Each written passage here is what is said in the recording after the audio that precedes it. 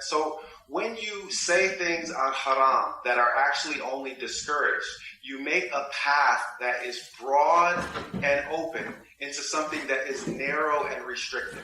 You make it harder rather than easier, but God intends for you ease rather than hardship. We are making things more difficult for ourselves. So what are the different levels? Because right now we just know haram and halal. Aren't there a few in between?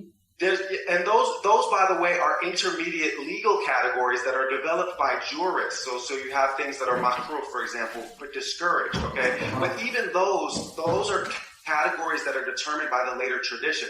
They're deduced from the prophetic example, but they're not actually categories where he said, sallallahu alaihi wasallam, this is this, this is this, this is this, this is this, okay. Right? So they come part of the later tradition. And we accept the later tradition because we venerate those scholars that passed us our Islam. Mm-hmm. But at the same time, we do not attribute to them an infallibility that we don't even attribute to prophets, right? So at the Battle of Badr, sallallahu alaihi wasallam mm-hmm. is getting ready to set up camp at this particular spot, okay? And one of the the experienced military men says, did you pick this spot because God revealed it to you, showed it to you, or is this coming from you that you wanted to set up camp here? And he said, he said, no, it wasn't, a revelation or inspiration. I just thought this would be good. He said, okay, well, if this is not coming from God, this is a terrible place for us to set up.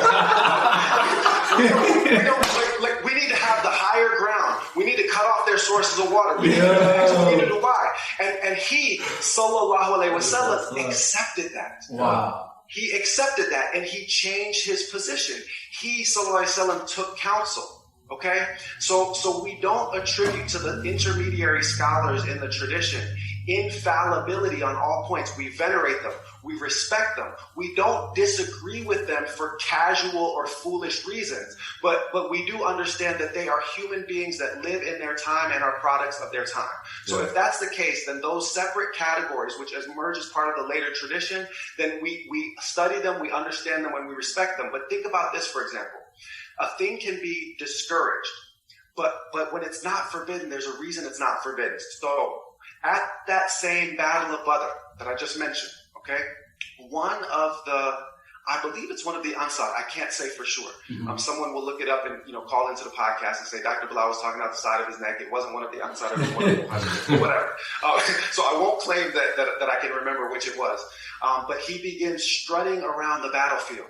Okay, pounding his chest, stomping, grunting, barking, strutting, getting ready to fight. Again? I said, that sounds like DMX. Yeah, no, exactly. Like, that's a great image. That's a great image. Hold on, I gotta sit with that one for a second. No, that's it. That's it. Where my that? Yeah, what's the deal? Y'all want to be killers? Get at me, dog. He's doing it. And look, that's one of the tracks that I turn on when I get to the weight room when I'm getting ready to pump iron. Now, back to the story, back to the hadith. The Prophet sallallahu alaihi wasallam says to him, he says to everyone, he says, that is a march, that is a strut, that's a walk that God dislikes on every day except for a day like this. Mm-hmm. So reflect on this for a moment. That kind of walk isn't forbidden. Even though under most circumstances, strutting around the world like you are Mr. Big Man and so tough is a bad look, okay? Yeah. And it's incompatible with the humility that we need to have in the deen. But on a day like Badr, or on a day when the world is falling apart like it is around us, how are you going to be able to beat your chest and get ready to stand with your heels in the ground and fight the struggle of your time if you have not practiced that strut? Yeah. No. How will you be strong enough to fight unless you've been bumping DMX in your headphones while you're bending iron like David in your weight room garage? Mm-hmm. Mm-hmm. You have to be prepared. And that's why certain things that are discouraged usually are not forbidden because they're actually needed at certain times. It's part of the reason why music isn't forbidden, because it is needed at certain times. This is one of them. One of the things I want to point out, man, this is such a great point, and I think it's such a great transition, is if you look at African American tradition, a way that a lot of slaves were able to get out of bondage was through hairstyles. A lot of people don't know that they hid maps within women's hairstyles, right?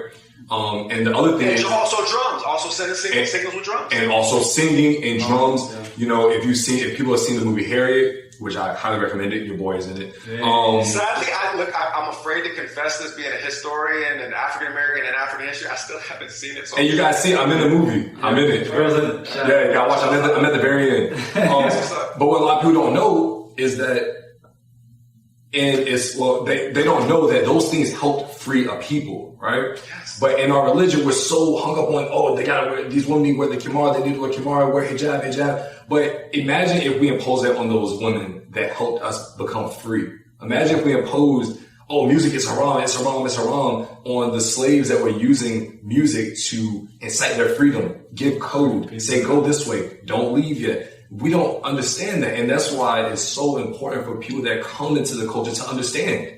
Right. I'm flashing back to a conversation I had inside a halal grocery store with a Lebanese, Arab Muslim brother, and I was telling him that I teach African history and the history of the enslaved Muslims, and he says to me, it's terrible that they enslaved those Muslims that way, and I tell him, yes, it's terrible that they enslaved all those Africans that way. Yeah. Right.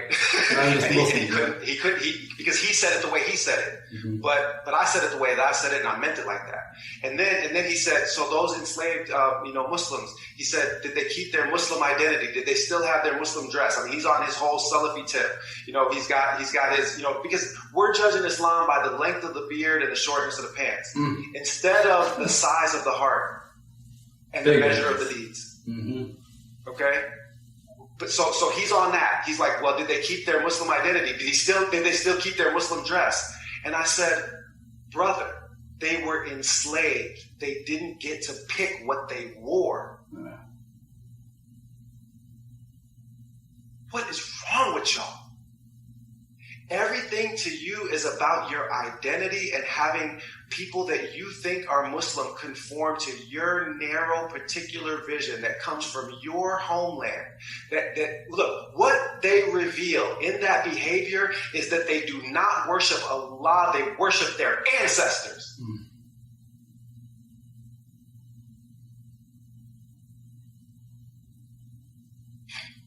And I said this in class yesterday, I'm going to say it on y'all's air. Every single error that was committed by Bene Israel, the Arabs have followed their Semitic brothers in it. They have created a chosen people complex in the religion. They have been guilty of excessive legalism, making what was wide and narrow, or wide and open, difficult and narrow and tight. They are the people in Surah Baqarah where when they're told to sacrifice a cow, what color should it be? How old should it be? So many questions. They're asking so many questions until your beard has to be exactly 14 centimeters in length, and you have to have your ankles uncovered by X amount, otherwise you're going in the fire.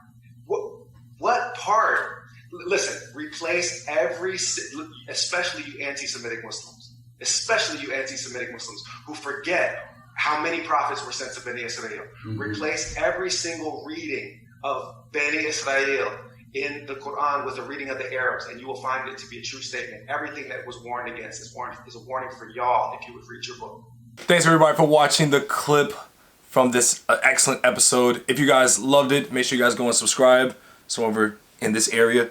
And if you guys want to watch more of these clips and full-length videos, you can go right over here. Alright, so watch the video.